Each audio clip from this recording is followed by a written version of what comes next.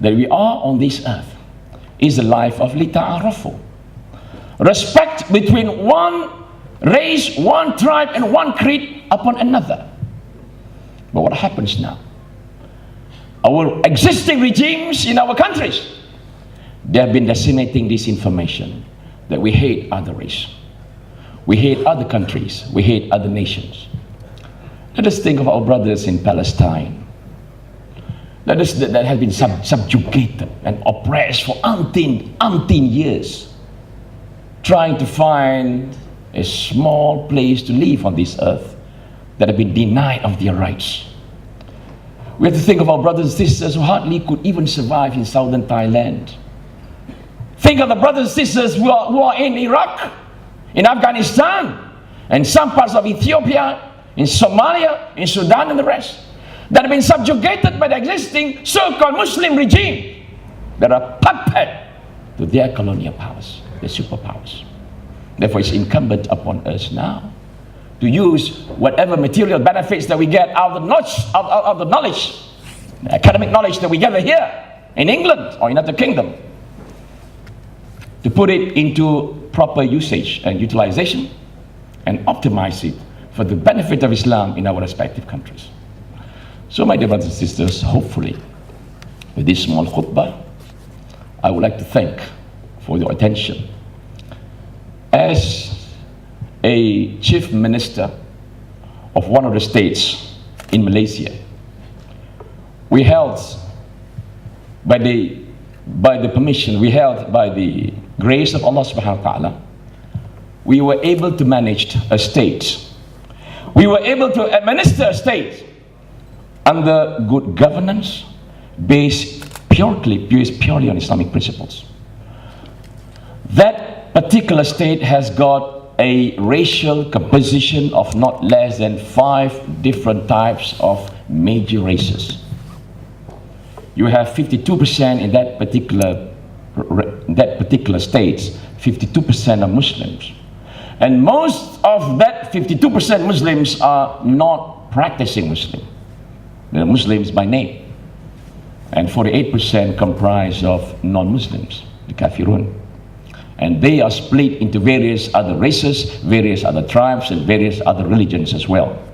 You have Buddhists, you have Hindus, you have Christians, you have atheists, you just name them.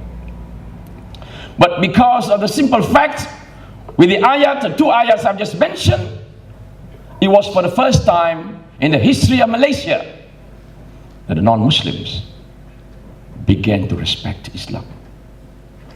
That was the craving that we wanted for the last 52 years after independence. We were craving for the respect of the non-Muslims toward Islam. But because of global perception that had been created by Western medias, we were facing with that conspiracy that Islam was terrorist, Islam is extremist, and you just name it. But alhamdulillah, by the grace of Allah, with this just small amal and the works that we did, Allah subhanahu wa ta'ala allowed us to rule that state for 10.5 months before the same existing regime that is currently governing the whole nation grabbed back the political power from us. But alhamdulillah, this is the workings of Allah subhanahu wa ta'ala. He determines what would happen.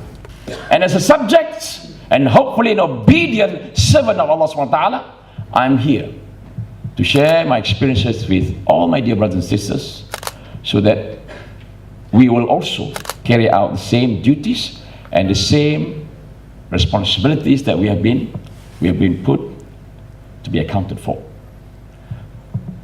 So I just end there and I'll just continue with my second khutbah. أقول قولي هذا وأستغفر الله لي ولكم ولسائر المسلمين والمسلمات إنه هو الغفور الرحيم.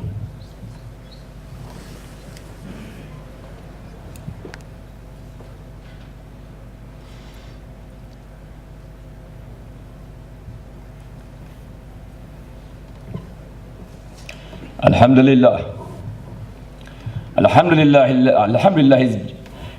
لله الذي خلق السماوات والأرض وجعل الظلمات والنور ثم الذين كفروا بربهم يعدلون أشهد أن لا إله إلا الله وحده لا شريك له وأشهد أن محمدا عبده ورسوله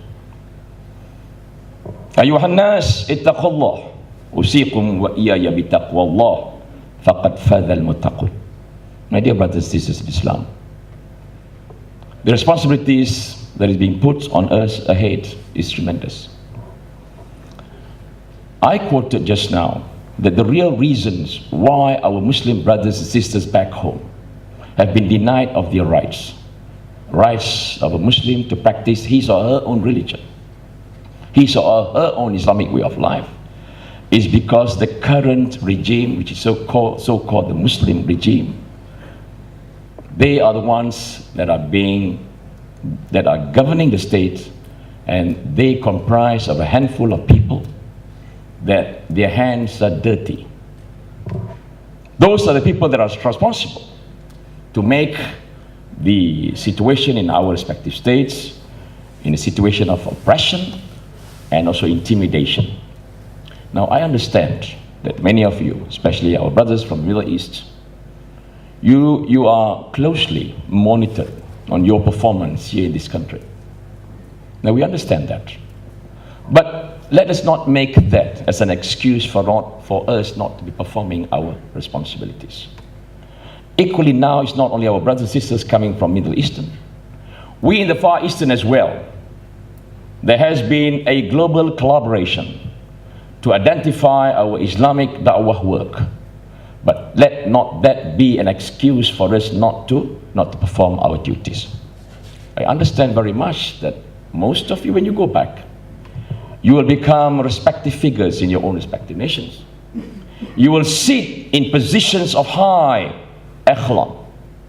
But nevertheless, let us also remember, Allah subhanahu wa ta'ala reminds us that for whatever we do, all those small things, for whatever grace things that we accept from Allah subhanahu wa ta'ala, it has to be accounted for.